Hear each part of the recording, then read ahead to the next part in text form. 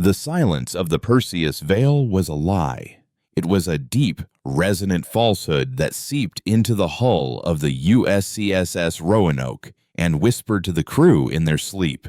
Out here, on the bleeding edge of explored space, silence wasn't the absence of sound, but the presence of something that had devoured it. Dr. Eris Thorne felt it in his bones, a low hum that vibrated just beneath the threshold of hearing, a feeling like a forgotten memory trying to surface. For 6 months, the Roanoke, a vessel designed for uncovering the past, had been charting the Veil's dead zone, a celestial graveyard where dozens of ships over the last century had simply vanished. The official consensus was a confluence of rogue gravitational tides and unmapped singularities, a perfect cosmic storm.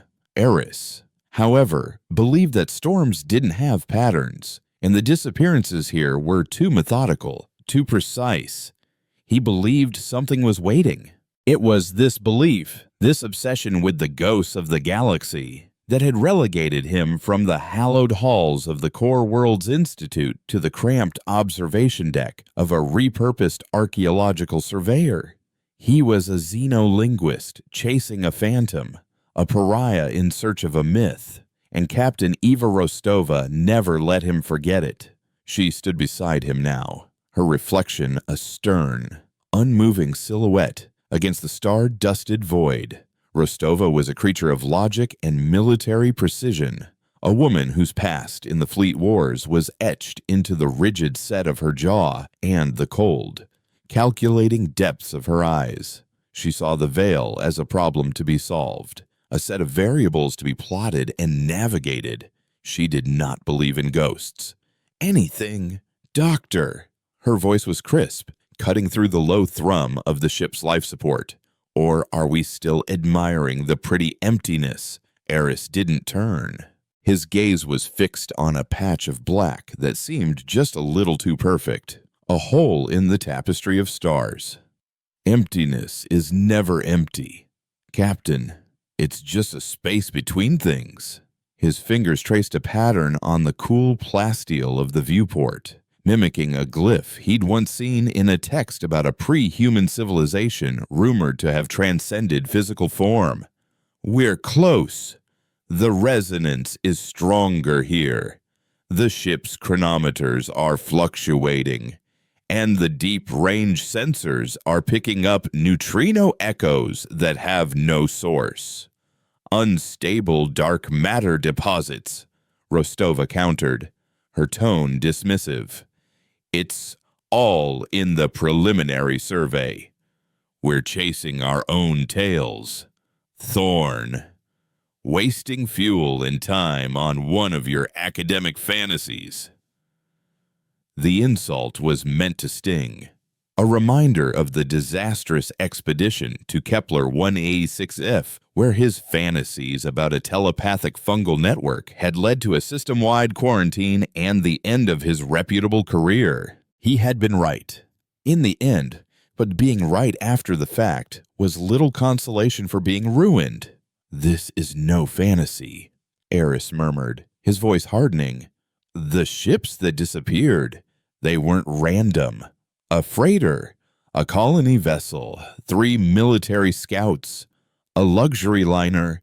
They had nothing in common, different drive signatures, different origins, different mission profiles. The only constant is the location and a final, garbled transmission. Every single one mentioned a song. Static degradation, Doctor, subspace interference. Rostova said, stepping away from the window. I've read your file. I've read all the reports. I'm not here to indulge your hunt for a cosmic siren. My job is to keep this crew alive, map the anomaly, and get us home. We'll make 3 more passes, and then we're jumping back to the core. End of story. Just as the words left her mouth, a soft chime echoed across the bridge. It was the proximity alert, a gentle, almost apologetic sound for a ship that never expected to get close to anything. Ensign Kale. The young sensor tech, whose face was permanently illuminated by the glow of his console, looked up, his eyes wide. "Captain, you need to see this." Rostova was at his station in 3 long strides, Eris right behind her. On the main screen, the data was nonsensical. A massive object, kilometers in diameter, had just appeared.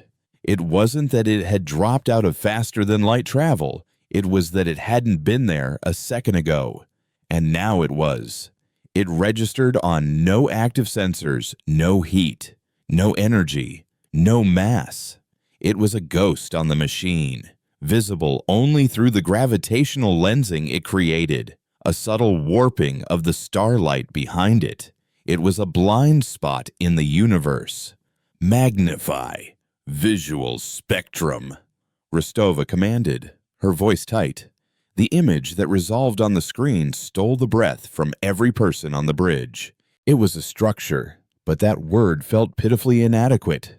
It was a knot of impossible geometry, a lattice of obsidian-like material that seemed to drink the light around it. It had no discernible top or bottom, no clear purpose. It was both organic and architectural, with vast, sweeping curves that intersected at angles that should not have been possible. The surface was a tapestry of carvings, intricate glyphs and symbols that spiraled into its dark heart. It looked less like something that had been built and more like something that had grown, a cancerous tumor in the fabric of space. It was a monument to a dead god, and it was the most beautiful and terrifying thing Eris had ever seen. "My God," he whispered, a sense of vindication warring with a primal surge of fear. "It's a necropolis, a city of the dead." Rostova stared, her military composure cracking for a fraction of a second. "Get me a full spectrum analysis. I want to know what that thing is made of. Scan for weapons, life forms, anything." "That's the problem, Captain," Kale stammered, his fingers flying across his console. "I am scanning. All bands are flat, according to the ship. There's nothing there. It's like it exists and doesn't exist at the same time. But I am picking up a signal. Very faint. It's coming from inside." Eris leaned closer, his eyes scanning the telemetry. The signal wasn't radio, not microwave, not any known form of communication. It was a modulated quantum frequency, a pattern vibration so subtle it was almost indistinguishable from the background radiation of the cosmos. It was a whisper on the wind. "Put it through the universal translator," he said, his heart hammering in his chest. "No good, sir. It's not a language. It's math," Kale said, bewildered. "A repeating sequence of prime numbers, when arranged in a pattern that follows the golden ratio. It's elegant. Perfect." Eris felt a jolt of recognition. It was a theory he had postulated years ago, a paper that had been laughed out of the Institute. He had argued that a truly advanced intelligence wouldn't communicate with language, a messy, subjective construct. They would use the universal constants, the pure logic of mathematics, the one thing that would be the same in any corner of the universe. It was a key, a greeting. "It's a call," Eris said, unable to contain his excitement. "They're inviting us. We have to answer." "We will do no such thing," Rostova snapped, her authority reasserting itself like a physical force. "We don't know what that is. We will maintain distance, observe, and report. We are not equipped for a first contact scenario, especially not with that." She gestured at the silent, brooding monolith on the screen. "This is why we're here," Eris argued, turning to face her. "This is the discovery of all time. This could answer every question we've ever had about our place in the universe. This is the source of the song." Before Rostova could retort, the signal changed. The clean, and mathematical elegance was joined by a new layer, a carrier wave that was chaotic, fragmented. On the audio sensors, it translated into a discordant, harrowing sound, like metal tearing and a chorus of terrified voices screaming just at the edge of perception. And woven within the chaos, a single, repeating word clear as a bell in an old Terran language, a dead tongue Eris knew intimately, a cry for help from a ship that had vanished 70 years ago. Sanctuary. The bridge fell silent. The word hung in the air, an impossible ghost from the past. The Sanctuary had been a colony ship, carrying 10,000 souls to a new world. It had been the first vessel to disappear in the Veil. "They're alive," Eris breathed, his mind reeling. "They're in there." Rostova's face was a mask of stone, but her eyes betrayed the conflict raging within her. The protocols were clear. A distress call, especially one from a lost human vessel, had to be investigated. Her duty as a captain was to render aid, but her instincts, honed by years of combat, told her this was a trap. The beautiful, impossible structure before them was a spider's web, and they were the fly that had just noticed the vibrations. "Kale," she said, her voice low and steady, "isolate the human distress signal. See if you can establish a communications link. Thorn, get your team to the linguistics lab. I want a full breakdown of that primary signal, the mathematical one. What is it saying? What does it want? But you will not, under any circumstances, send a reply. Is that understood?" Eris nodded, his mind already racing. This was it, the culmination of his life's work. As he rushed from the bridge, he failed to notice the subtle shift on the main view screen. On the surface of the silent, dark monolith, one of the countless glyphs began to pulse with a faint, internal light, a sickly violet that was barely visible against the all-consuming black.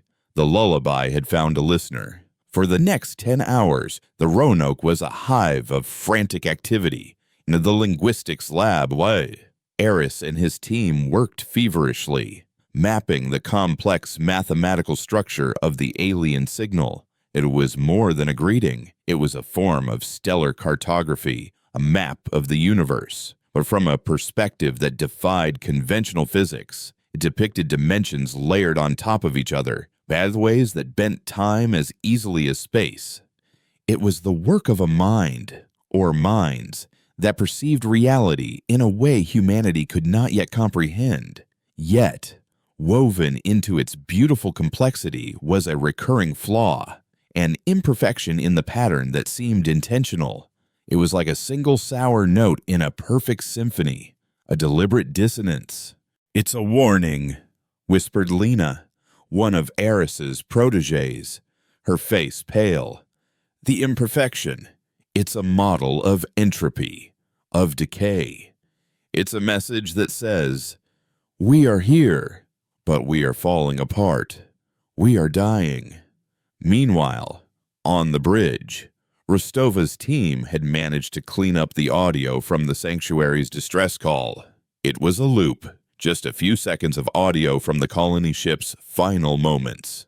A man's voice, choked with terror, shouting, "Don't listen to the song. It's not a song. It's a..." followed by a sound of something wet and tearing, then static. Every time they played it, a cold dread settled deeper into the ship's atmosphere. They were in a ghost story, and they were just now realizing they weren't the ones telling it. Rostova had ordered a Class 3 drone, the Jackal, to be prepped for a reconnaissance mission.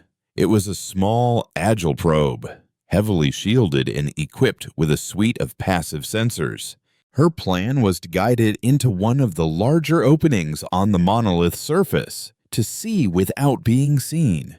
It was a risk, but staying put felt even more dangerous. The ship's systems were still acting erratically, Lights would flicker in empty corridors, and crew members reported hearing faint whispers over the comms, their own names spoken by unfamiliar voices. The psychic resonance that Eris had felt was growing stronger, a low-level hum of anxiety that was setting everyone's teeth on edge.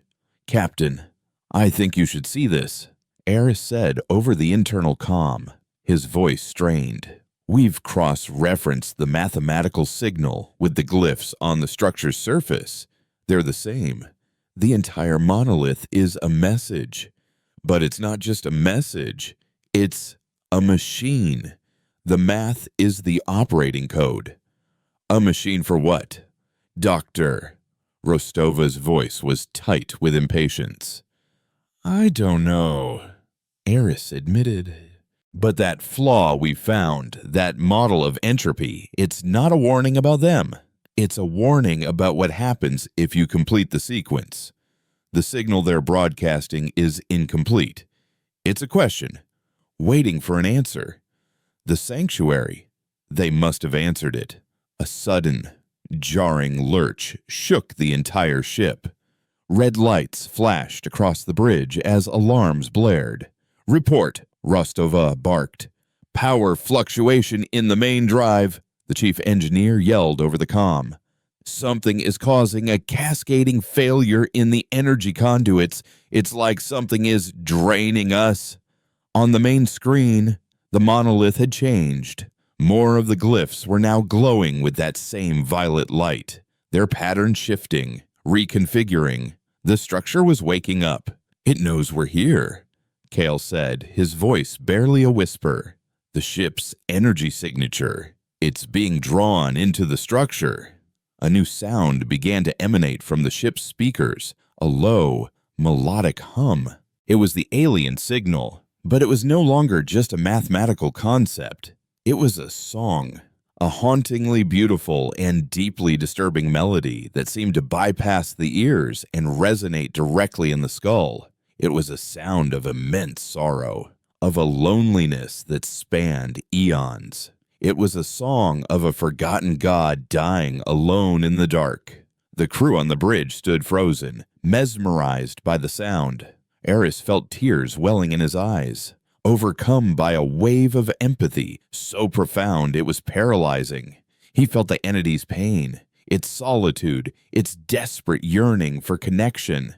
It was Rostova who broke the spell. Her military training, the sheer force of her will, allowed her to fight through the psychic assault. She slammed a fist on the console in front of her, the sharp pain a welcome anchor to reality. "Snap out of it," she roared, her voice cutting through the hypnotic melody. "It's a weapon. It's trying to pacify us." She drew her sidearm, a heavy-bore plasma pistol, and fired a single shot into the main audio processor on the bridge. The console exploded in a shower of sparks, and the beautiful, terrible song died with a shriek of feedback. The psychic pressure vanished, leaving a collective gasp and a lingering headache. But the silence that followed was worse. On the screen, a vast section of the monolith was retracting, sliding open like the maw of some great beast, revealing an abyss of absolute blackness within. "It's invited us in," Eris said, his voice trembling. "Launch the drone," Rostova ordered, her face grim. "Now." The jackal drone sped away from the Roanoke, a tiny silver dart against the colossal black structure. Its camera feed appeared on a secondary screen, a clear, high-definition view of the monolith's surface. The intricate carvings were even more mesmerizing up close, flowing with a liquid grace that defied their solid nature. As the drone navigated towards the newly opened chasm, the sense of dread on the bridge was thick enough to choke on. The drone entered the opening, its lights cutting a sharp, sterile beam into the oppressive darkness. For a moment, there was nothing, just the black, silent interior of an alien machine. Then, the drone's sensors went haywire. Proximity alerts screamed as the camera feed dissolved into a blur of static and motion. For a single, horrifying frame, an image resolved itself before the feed cut out completely. It was not a creature of flesh and bone. It was a being of pure shadow, a fluid, ever-shifting form with too many joints and a shape that was a mockery of life. It was a silhouette of a nightmare, and its darkness was so absolute that it seemed to absorb the drone's light. Then, nothing. The screen went black. "Signal lost," Kale reported, his voice hollow. Before anyone could process what they had seen, the ship's internal sensors began to scream. A life form alert. Not outside. Inside. In the engine room. "Seal the engineering deck," Rostova yelled, already moving towards the bridge's armory locker.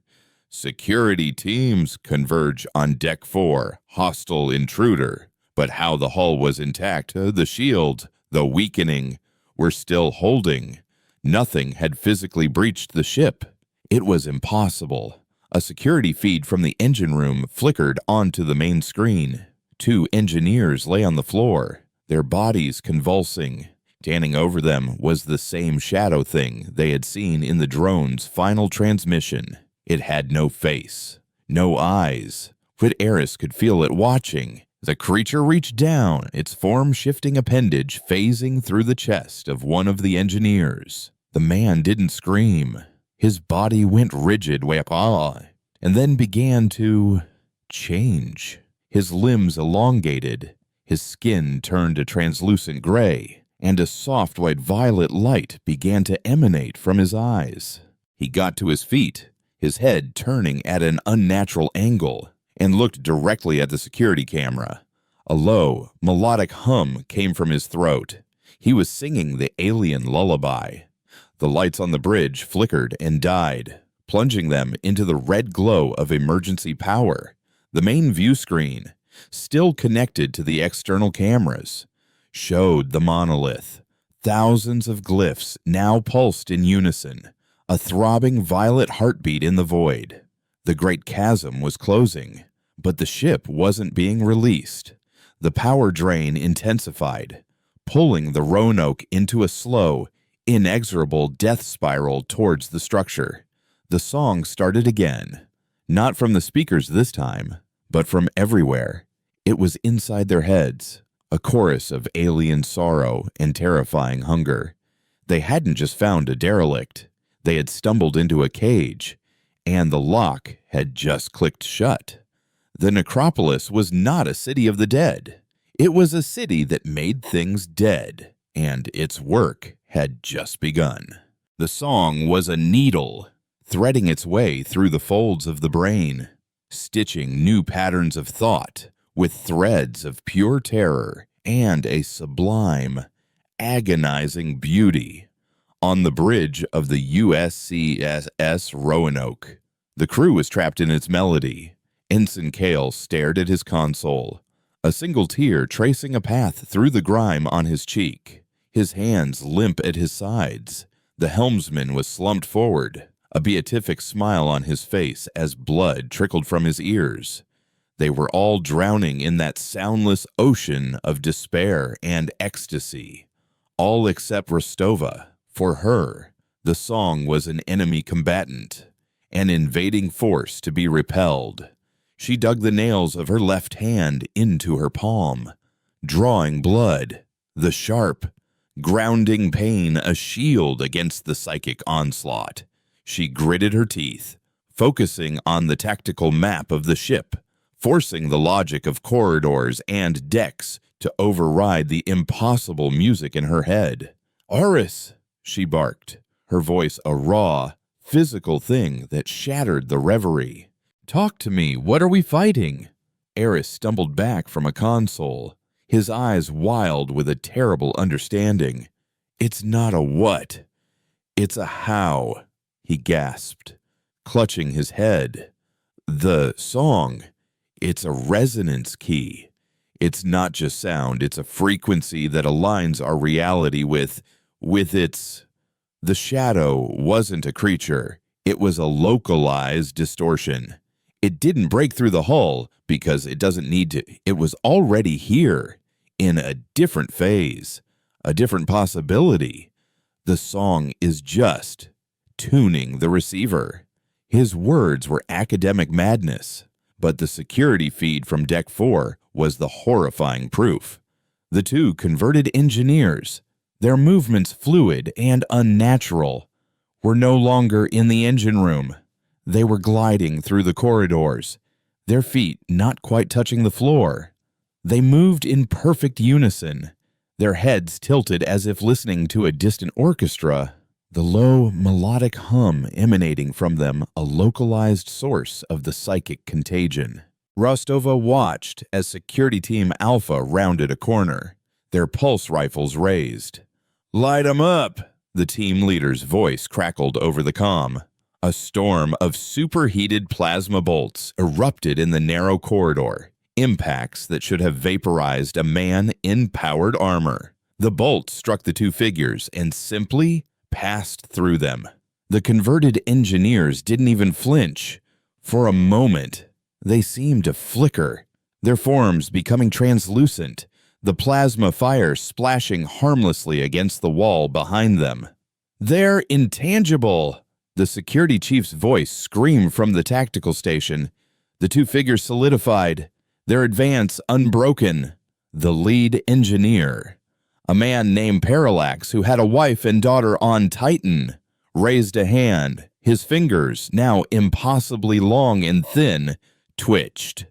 The security leader, a hardened veteran named Jurek, stopped firing. He lowered his rifle. "It's beautiful," Jurek whispered over the comm, his voice filled with awe. He took a step forward, his helmet retracting. Then he began to sing, his voice joining the alien melody as his own body began to distort, his eyes flaring with that same sickening violet light. The rest of the team fell in seconds, not to violence, but to conversion. The feed cut out as the last soldier turned his weapon on the camera.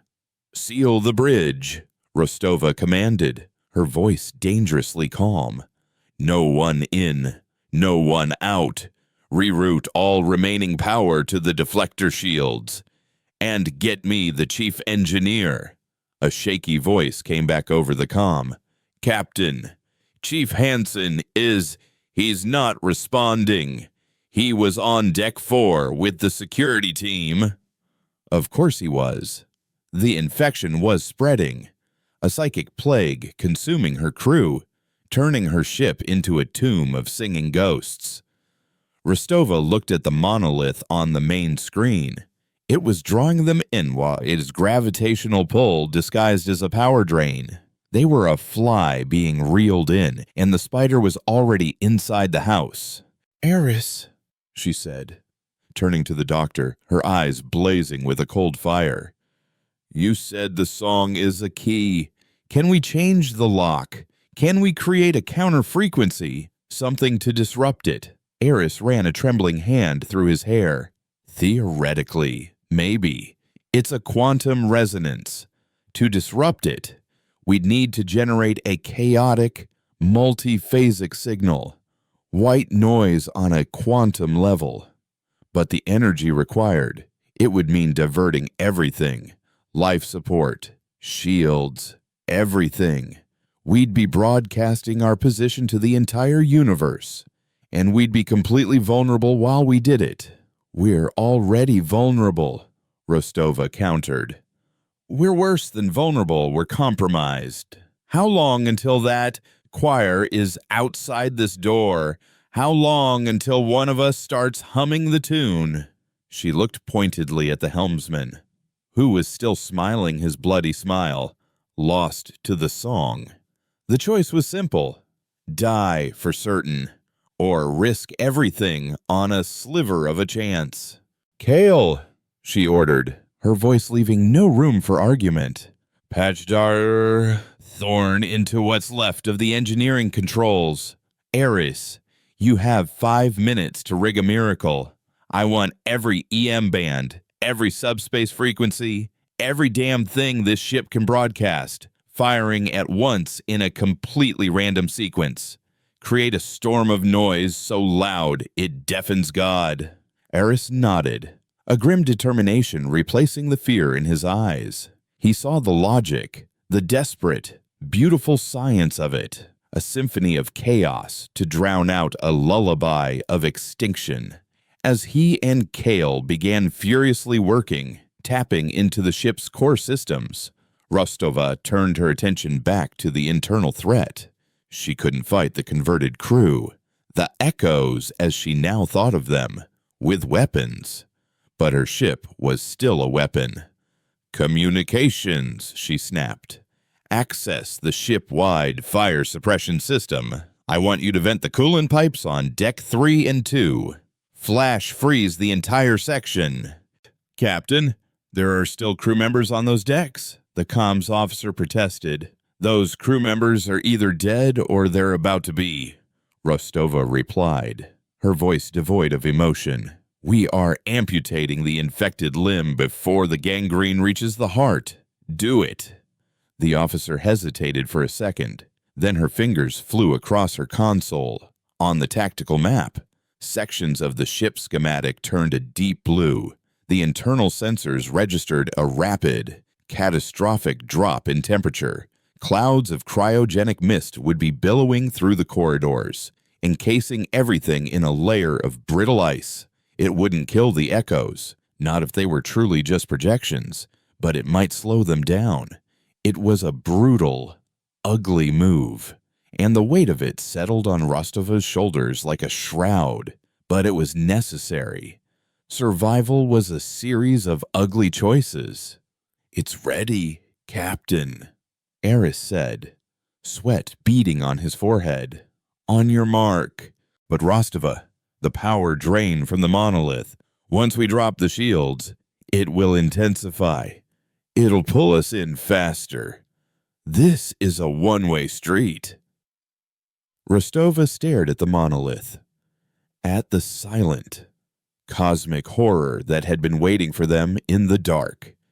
It was a predator, patient and ancient. It had fed on countless others, the sanctuary and all the rest.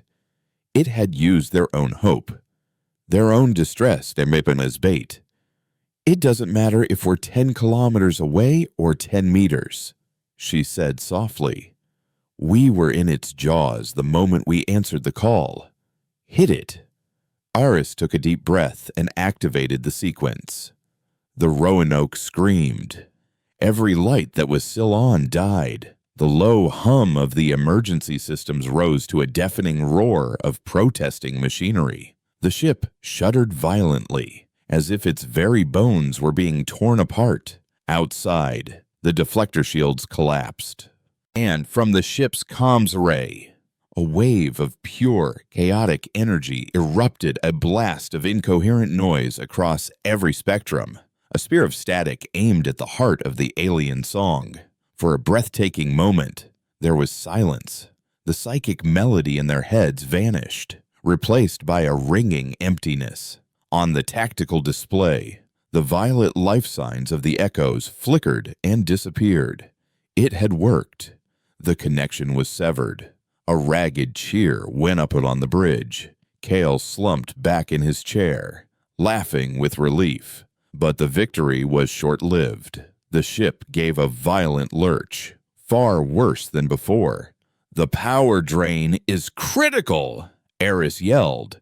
"It's pulling the energy directly from our reactor core. We're being dragged in." On the main screen, the monolith loomed, growing larger at an alarming rate.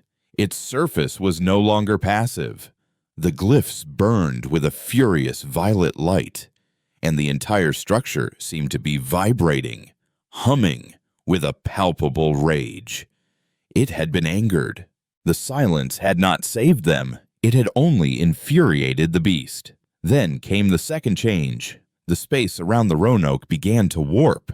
The stars twisted into long, smeared lines of light. The monolith itself seemed to bend and distort, its impossible angles becoming even more insane. It wasn't just pulling them in anymore. It was pulling their reality apart at the seams. "What's happening?" Rostova demanded. Aris watched his sensor readings, his face ashen.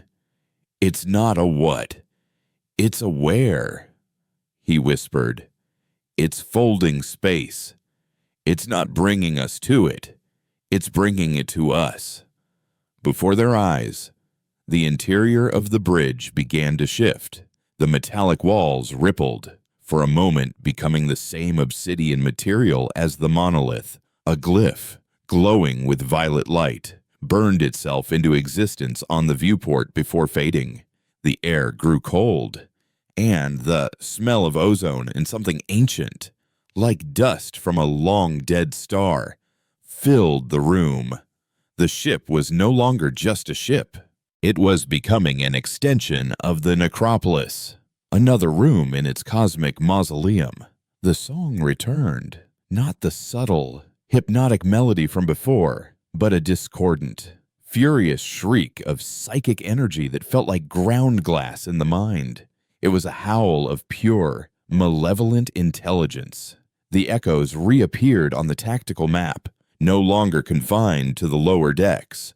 They were everywhere now, their life signs blinking into existence inside sealed rooms, even in the vacuum outside the hull. Their counter-frequency had been a momentary annoyance, a fly swatting at a god, and now the god was done playing. The shadow thing, the creature from the drone feed, materialized in the center of the bridge. It didn't emerge from anywhere. It simply coalesced from the growing shadows in the room, a being of pure, animate nothingness. It was taller now, its form less fluid and more defined. A mockery of a humanoid shape with long and razor-like limbs, and the bridge crew stared, frozen not by a song, but by a terror so absolute it defied the body's ability to react. Rostova was the first to move. She didn't hesitate. She didn't scream. She raised her plasma pistol, aimed for the center of the shadow's mass, and fired. The bolt of energy hit the creature and was swallowed without a trace. Like a stone thrown into a pond, the shadow thing turned its featureless head towards her.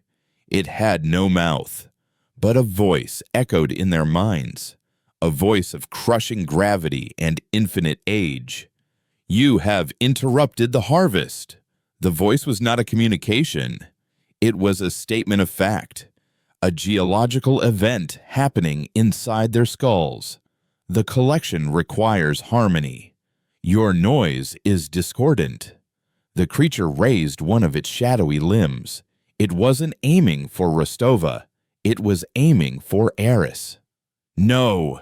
Rostova screamed, diving in front of him. But the creature wasn't attacking.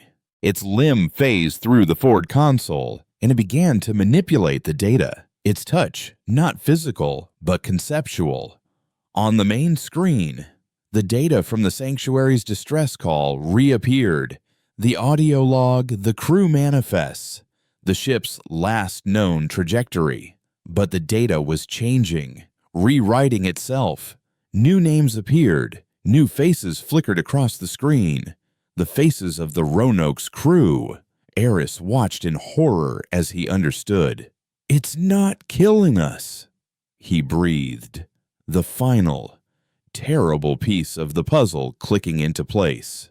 "It's archiving us. It's an archivist, a collector. The necropolis isn't a tomb. It's a library. It collects the final moments of a species, their last songs, their last words, and preserves them forever. The sanctuary isn't alive. It's a recording, an exhibit, and it's creating a new one. Us." The shadow thing finished its work. It retracted its limb, its purpose fulfilled. It had cataloged them. Now, it was time for the final preservation. The ship groaned, the sound of tearing metal echoing through the decks as the monolith's surface finally made contact with the hull. The two were merging, the Roanoke being absorbed into the greater structure. The creature turned its attention back to the crew, its silent, faceless gaze a death sentence. It was over. They had fought.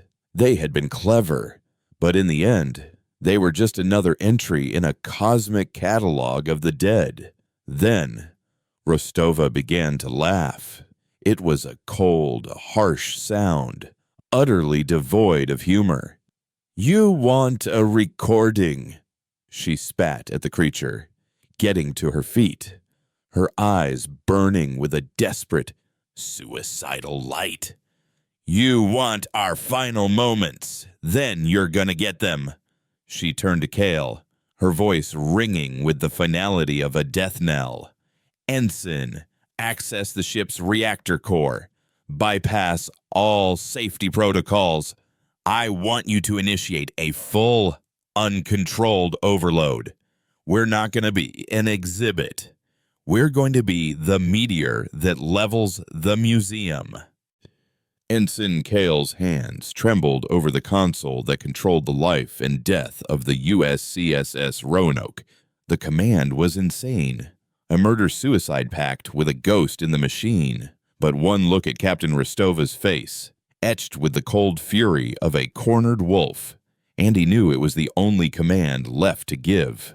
His fingers danced across the holographic interface, bypassing safety interlocks and shunning aside fail-safe protocols that screamed at him in blinking red warnings. He was unwriting decades of engineering doctrine designed to prevent exactly this. He was building a bomb out of their home. "Safety overrides disengaged," Kale reported, his voice a strained whisper. "Coolant systems are offline.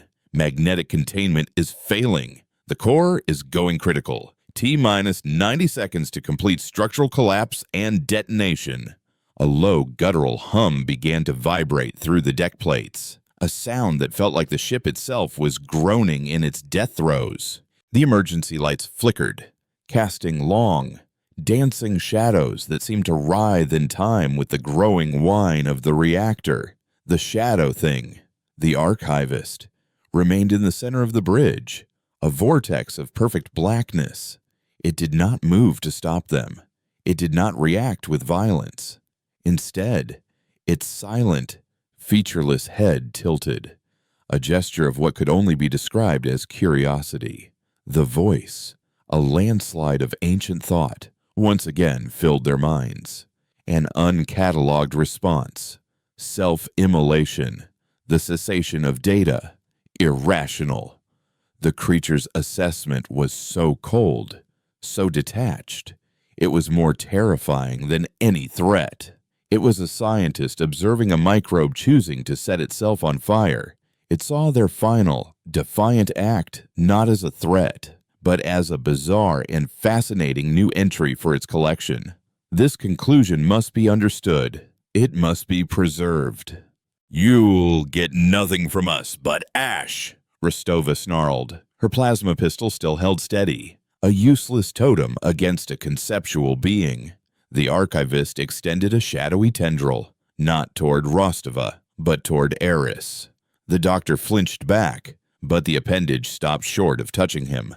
From its tip, a wave of information, of pure sensory data, flowed into Eris's mind. He cried out, collapsing to his knees as his brain was flooded with the ghosts of the necropolis. He saw them, 1,000 species, 1,000,000 worlds. He saw a race of crystalline beings from a gas giant. Their final moments, a symphony of light as their star went nova. He heard the last, desperate telepathic broadcast of a silicon-based life form as a nanite plague consumed their world from the inside out. Their final unified thought, a single, repeating algorithm of grief. He saw the crew of the sanctuary, not as monsters, but as they were in their last seconds, a father holding his daughter, a captain staring out at the beautiful, terrible structure that had sung them to their doom, their minds filled with a peaceful, lethal awe.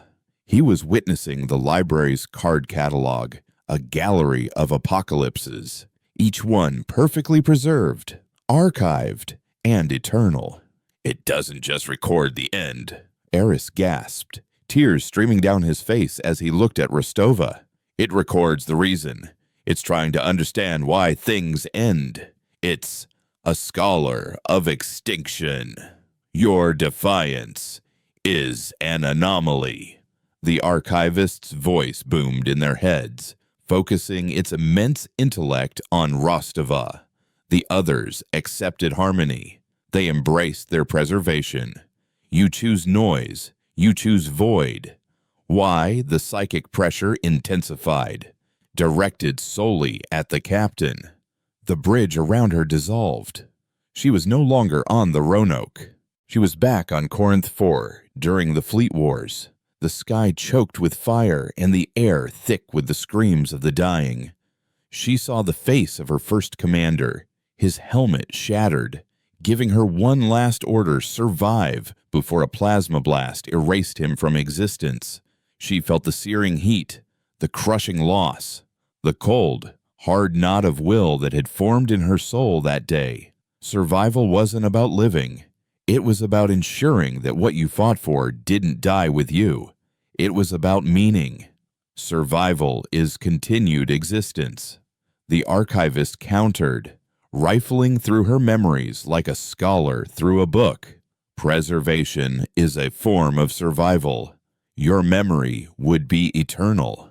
"It's not memory," Rostova grunted, fighting to stay on her feet, the bridge of the Roanoke flickering back into view. "It's a cage.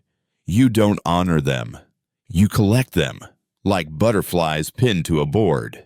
We are not your specimens." At 60 seconds, Cale called out, his knuckles white where he gripped his console. The whine from the core was now a high-pitched scream. The deck plates were hot to the touch, and the air crackled with escaping energy.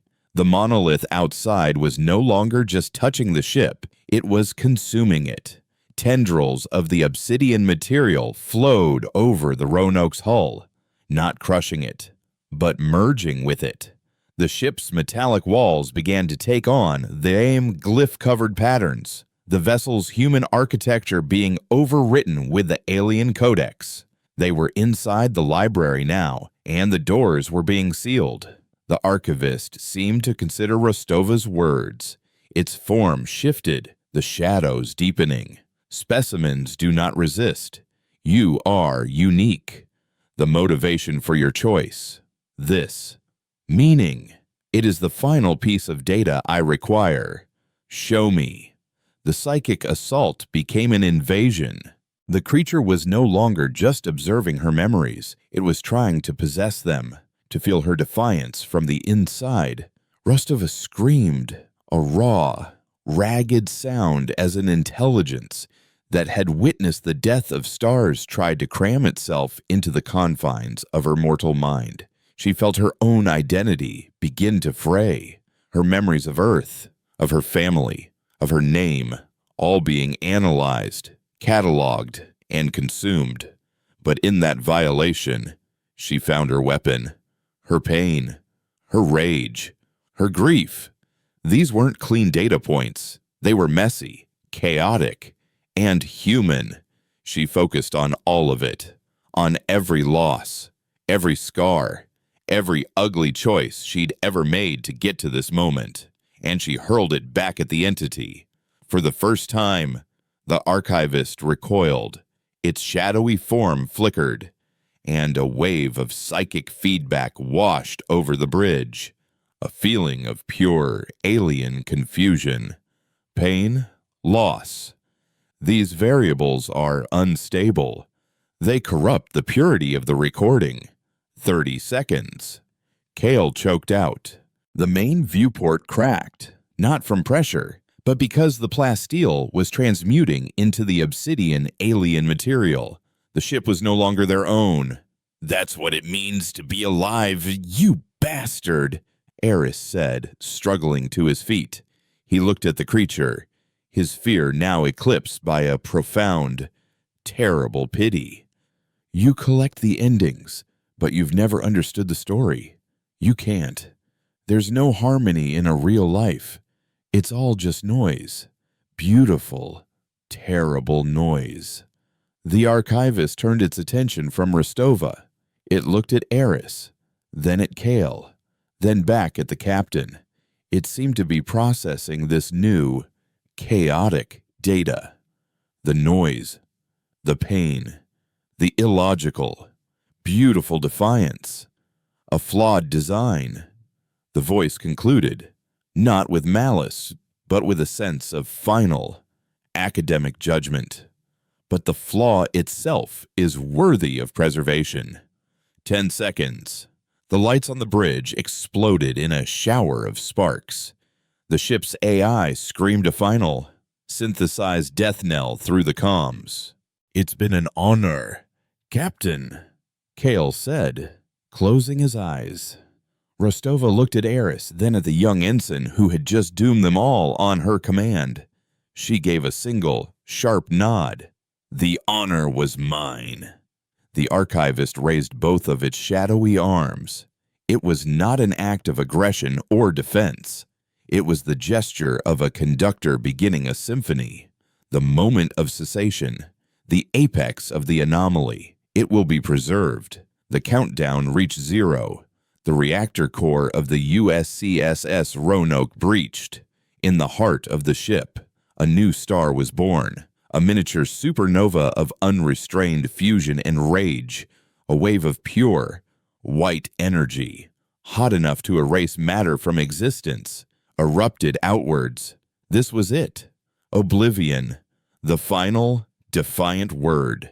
But the word was never spoken. The wave of incandescent energy expanded for a nanosecond, and then it stopped. Just stopped. Not blocked, not contained, frozen. The universe on the bridge of the Roanoke hit pause. Kale's hand was still on the console, his eyes squeezed shut. Eris was mid-step, his mouth open in a silent gasp. The light from the exploding core filled the room. But it was a solid thing, a sculpture of pure energy. Every particle of plasma held in perfect and crystalline stasis. Outside, the great monolith glowed, every glyph burning with an impossible intensity. It hadn't blocked the explosion.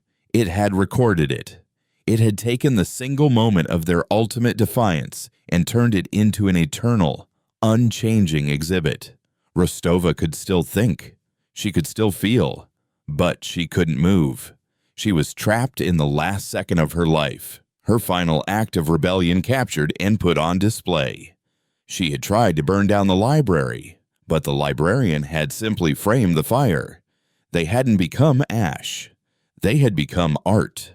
And in the silent, timeless prison of her own last moment, she could feel the archivist, its consciousness surrounding them, studying them, beginning its eternal, patient work of understanding their beautiful, illogical, and now forever preserved, final noise. And time had become a museum piece. For Captain Eva Rostova, existence was now a single, frozen second, stretched into an eternity. She was a statue of defiance, her hand outstretched, her face locked in a snarl of rebellion. The incandescent light of her ship's dying reactor held in perfect stasis just meters from her face. She could not move, could not speak, could not even blink, yet her consciousness was horribly, exquisitely aware. She was trapped in the amber of her own final choice. She was not alone in this static hell. She could feel the minds of her crew, Eris and Kale, suspended alongside her, their last thoughts echoing in the timeless void. Kale's was a prayer for quick oblivion. Eris's was a torrent of scientific awe and soul-crushing despair. They were ghosts in a photograph, their final moment of life, now the archivist's eternal object of study. The archivist was a constant presence, a vast, silent consciousness that sifted through their trapped minds with the dispassionate curiosity of a scholar. It was not cruel. It was infinitely worse. It was thorough. It replayed their memories, not as they were, but as data sets to be analyzed. Rostova felt her life being deconstructed, her love for her family reduced to a biochemical imperative, her loyalty to the fleet to a sociological construct, her hatred for this cosmic horror to a predictable neurochemical response to a threat. It was a violation more profound than any physical death. The entity was trying to solve the equation of her defiance, to find the logical variable that explained her irrational choice of self-destruction and in its relentless search, it kept returning to one memory, one moment on Corinth 4, playing it over and over again. The death of her commander, the heat, the loss, the birth of her will to survive. This memory is the nexus. The archivist's voice echoed, not in her mind, but through the very fabric of their frozen reality. The origin point of the anomaly. The data is incomplete. The sensation of loss cannot be quantified. It must be experienced. And then, the photograph began to move. The stasis field around them rippled. The frozen light of the reactor core wavered. The archivist was not content to merely observe the memory. It was going to replicate it. The bridge of the Roanoke dissolved, its metal walls melting away like mist, replaced by the shattered cityscape of Corinth 4 under orbital bombardment. The air grew thick with the smell of burning promethium and dust. The screams of the dying echoed around them. Eris and Kale were there, no longer in their Star Command uniforms, but in the scorched and battered armor of Fleet Marines. They looked at their hands, at their new bodies. With dawning horror, they were no longer themselves. They were puppets, draped in Rostova's memories, forced to play a role in her personal tragedy. "Captain." "What is this?" Eris stammered, his voice not his own, but that of a young Marine Rostova had served with, a boy who had died in her arms. Rostova stood, no longer in the captain's chair, but crouched behind a shattered plasteel barricade. The plasma pistol in her hand was gone, replaced by a standard-issue fleet pulse rifle, heavy and cold. Above them, the sky was a hellscape of dueling starships. A piece of a cruiser, burning like a fallen angel, crashed into a skyscraper a kilometer away, the silent shockwave washing over them. She had lived this moment once. It had forged her. Now she was being forced to live it again, as an experiment. The archivist was there, too, not as the shadow thing, but as a presence within the simulation, a silent observer wearing the face of her fallen commander, his features a perfect, emotionless mask. He stood before them, his armor pristine amidst the chaos, his eyes holding not the warmth she remembered, but the cold, analytical gaze of a god in a lab coat. "Recreate the scenario," the entity commanded, its voice now coming from the commander's mouth. "Produce the variable. Show me loss. A squadron of enemy soldiers, hulking insectoid creatures from the Groll hegemony, rounded the corner, their chitinous armor gleaming. This wasn't right. The soldiers on Corinth 4 had been human separatists. The archivist was improvising, inserting its own collected data into her memory, creating a collage of endings. Rostova's training took over. "Contact front," she yelled, her voice hoarse. "Take cover." She opened fire, the pulse rifle bucking against her shoulder. The Groll soldiers returned fire, their weapons spitting gobbets of corrosive acid that sizzled and ate through the barricade. The battle was a nightmare of disjointed realities. Eris, wearing the face of a dead friend, fought with a terrifying, learned efficiency. His movements not his own, but a ghost's muscle memory. Kale, in the body of another fallen comrade, cried out as a splash of acid caught his leg. The simulated pain horribly, viscerally real. Rostova knew how this ended. Her commander would order a retreat while he provided covering fire. He would save them, and he would die. It was the moment that had taught her that survival had a cost. The simulated commander, the archivist's avatar, turned to her. Its face was a perfect copy, but its voice was the cold, flat resonance of the entity. The Nexus event is imminent. Your reaction will be recorded. It raised its rifle, ready to make the sacrifice. But Rostova did something she hadn't done the first time. She acted. "No," she said, her voice cutting through the din of battle. She wasn't a terrified young officer anymore. She was the captain of the Roanoke, and she would not see another crew member die for her, not even a ghost. She broke from cover, firing her rifle, not at the Grohl soldiers, but at the avatar of her commander.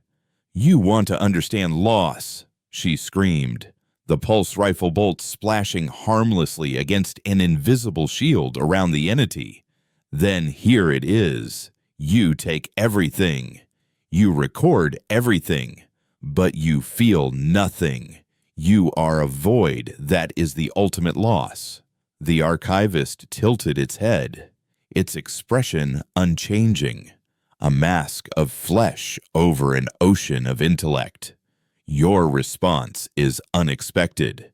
You attack the memory itself. This is a new anomaly."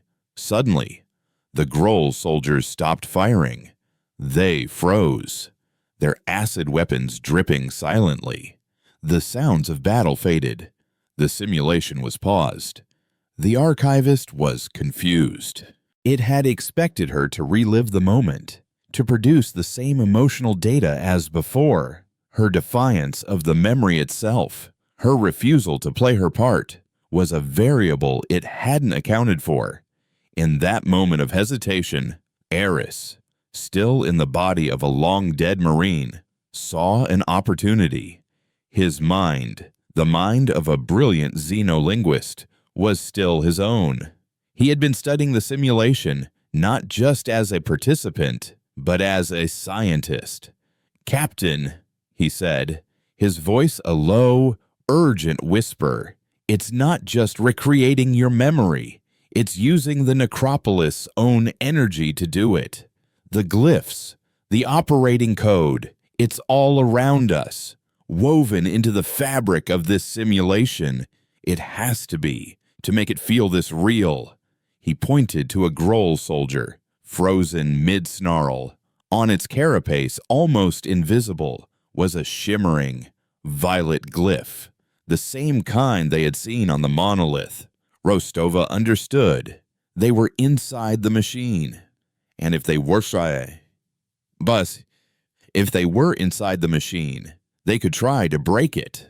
"Eris, can you rewrite the code?" she asked.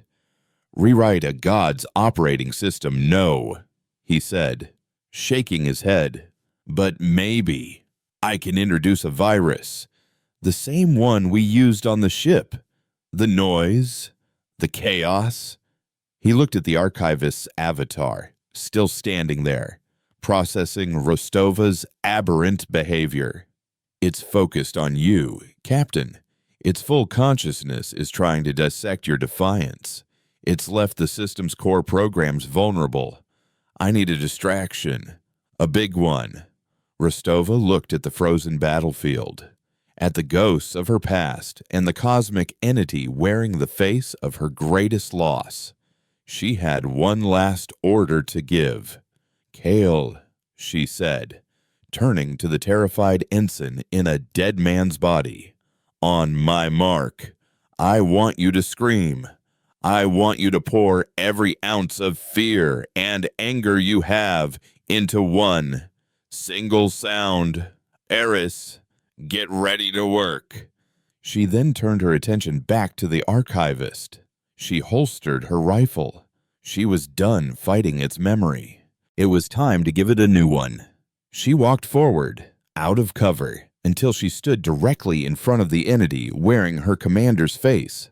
"You want to understand loss," she said, her voice now calm, steady, and filled with a terrifying resolve. "I'll show you." She reached up and placed her hand on the side of the avatar's face. Incorrect. The data is visual, emotional, not tactile.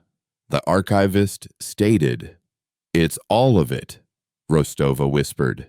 And she focused, not on the memory of her commander's death, but on the memory of his life, his laughter, his kindness, the quiet moments of mentorship, the shared hope for a future they were fighting for. She flooded the psychic link between them, not with the pain of his loss, but with the meaning of his presence. She showed it the hole he had left behind, not as a void, but as a space that was now filled with his legacy, with the captain he had inspired her to become.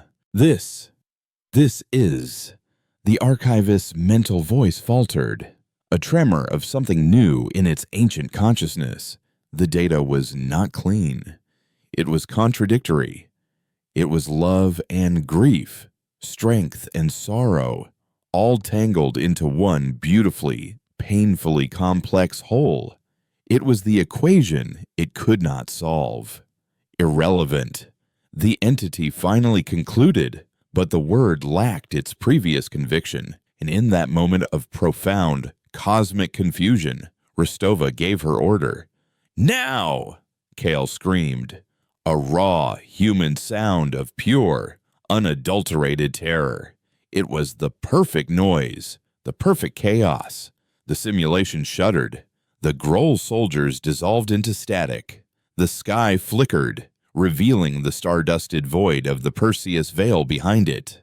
Aris, his eyes blazing with concentration, began to type on an imaginary console, his fingers flying as he poured the concept of quantum white noise, the virus of pure chaos, directly into the heart of the Necropolis's operating system.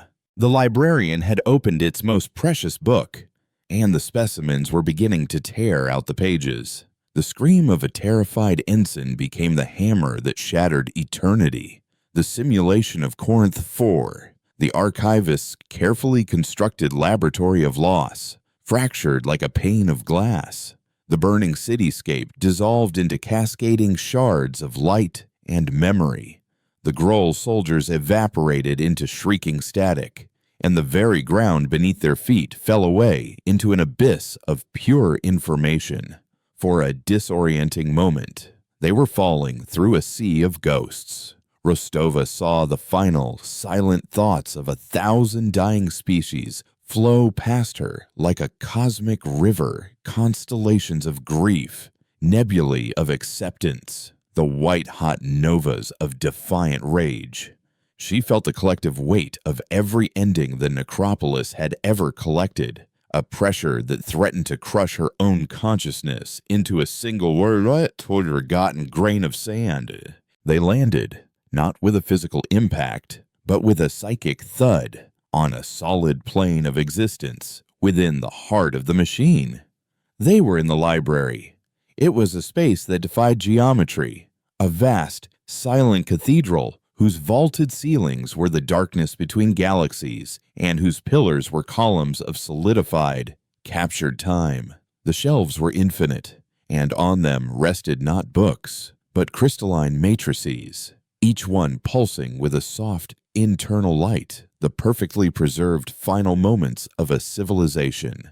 And the library was dying. Eris's virus, the quantum noise, was a plague of imperfection in a heaven of order. A crystal that once held the beautiful, tragic light symphony of a dying star now flickered erratically, its song dissolving into a discordant hiss of static. A recording of a species' unified telepathic ascent to a higher plane was now corrupted. their harmonious chant interspersed with flashes of doubt, fear, and forgotten jokes, the messy, chaotic data of a life truly lived, not just a death perfectly recorded. The whispers of the dead were turning into a cacophony. The archivist manifested before them, and this time there was no avatar, no mask of a memory. It was a raw, untamed storm of shadow and violet light, a being of pure concept forced into a form by its own agony. Its shape was unstable, flickering between a perfect sphere of blackness and a writhing mass of angry, grasping tendrils. It was leaking. The perfect, sterile composure was gone, replaced by a feeling that washed over them in waves of psychic force, a feeling that was utterly new to the ancient entity fear, fear of the void, fear of the silence it had sought to conquer. "You are erasing them," its voice boomed, no longer a detached statement, but an accusatory roar that shook the foundations of the impossible space. "They will be lost, forgotten, reduced to the noise you champion. This is not survival, this is annihilation." "You were the one annihilating them," Rostova shot back, stepping forward, her own fear a cold, hard stone in her gut, but her resolve was hotter. "You polished their deaths into trophies and stripped them of their lives. You erased every scar, every mistake, every stupid, beautiful, and perfect thing that made them who they were." "It's spreading, Captain," Eris said, his eyes wide with a terrible creative fire. He could see the code of this place, the fundamental mathematics of its existence, and it was unraveling. The chaotic signal is self-replicating. It's drawn to the oldest, most stable data first. It's heading for the core, for the first archive. The archivist convulsed, a wave of darkness pulsing outwards. The first, the anchor. Without it, all is unraveled. You will destroy everything. "What was it?" Rostova demanded, her gaze locked on the tormented entity. "The first ending you collected. What was it?" The psychic pressure in the room shifted. A memory, raw and unedited, was projected into their minds. It was not the end of a star or a world. It was the end of a single being, the archivist itself. They saw it, a creature of unimaginable grace and power, alone in a universe that was winding down, the last spark of consciousness in a dying cosmos. It had watched everything else fade to black, and in its infinite solitude, it had made a vow nothing would ever be truly lost again. It had used its final power to tear a hole in reality, to build this sanctuary outside of time, and its first and most perfect recording had been its own end, the memory of its own loneliness. The necropolis was not a library built by a conqueror. It was a tomb built by a survivor, a monument to a grief so profound it had shattered the laws of physics. "My God," Eris whispered, "you weren't collecting trophies, you were collecting companions. You were trying not to be alone." The archivist's form stabilized slightly, the writhing chaos subdued by the weight of its own exposed sorrow. To be alone is to be unremembered. It is the true void. You are recreating my prison. "We have a choice, then," Rostova said, a new, audacious plan forming in her mind. She looked at Eris. "Can you isolate our own recording, the one it was making of us on the bridge?" Eris's eyes lit up with understanding. "Yes. The stasis field is a closed loop, its own data packet. It's right here," he said, gesturing to the air around them. "I can access it." "Then do it," Rostova commanded. "Don't destroy its first memory. Marry it with ours." "You." What? The archivist's confusion was a palpable thing. a force that made the air shimmer. "You've only ever collected endings," Rostova explained, her voice ringing with the authority of a captain making her final log. "You've never seen a story that was still being written. We're not giving you a perfect and polished crystal of our last moment. We're giving you the whole damn thing. The noise, the fear, the stupid, hopeless defiance. The moment Kale screamed, the moment Eris broke your code, the moment I chose to blow us all to hell rather than become your specimen. We're giving you our chaos, not as a virus, but as a gift, a companion. So you're not alone with your perfect, silent grief anymore." It was an insane gamble, a philosophical Hail Mary at the end of the universe. Eris's hands moved through the air, weaving threads of light and logic, grabbing the data packet of their frozen moment on the Roanoke. He pulled it from the fabric of the library and, with a final, desperate push of will, hurled it not at the core, but into it. For a terrifying second, there was an absolute crushing silence. The chaos virus halted. The library held its breath. The archivist's shadowy form became a perfect but still sphere. Then, a new light began to emanate from the core of the necropolis. It wasn't the cold, violet light of preservation. It was a warm, brilliant, and utterly unstable white light. The light of the Roanoke's exploding reactor, the light of their defiance. And from that light, a new sound emerged. Not a song, not a scream, but a blend of everything. It was the whine of a dying reactor, the sound of Kale's scream, the murmur of Eris's scientific discovery, and the sharp, clear echo of Rostova's final command, all woven together into a new, imperfect, and ongoing symphony.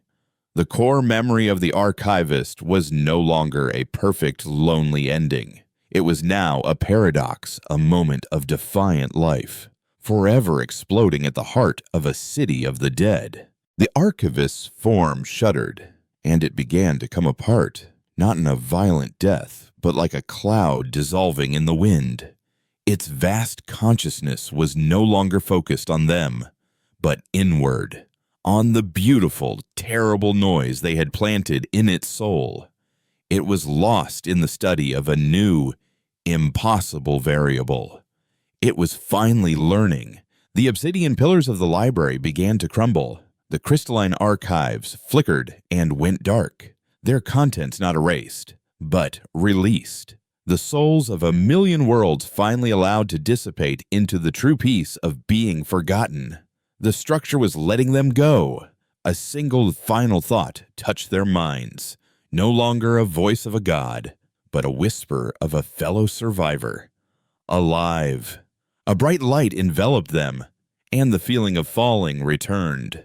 They awoke with a collective gasp, floating in the cold, silent vacuum of space.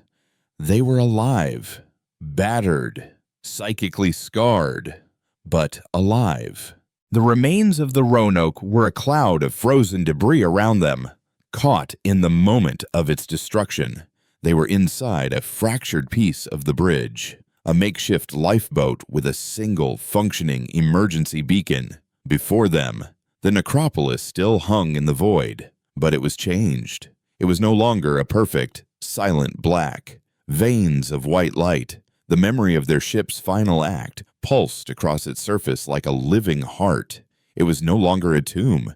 It was a womb gestating a new, unimaginable idea. They had not destroyed the monster. They had given it a soul, as they waited for a rescue that might never come. Adrift in the graveyard of their ship, Rostova looked at the impossible structure, not with fear or hatred, but with a strange, weary sense of kinship. Humanity's first contact with a god had ended not in war, but in a conversation. And they had taught it the most human thing of all, that a perfect ending is no match for a beautifully flawed story.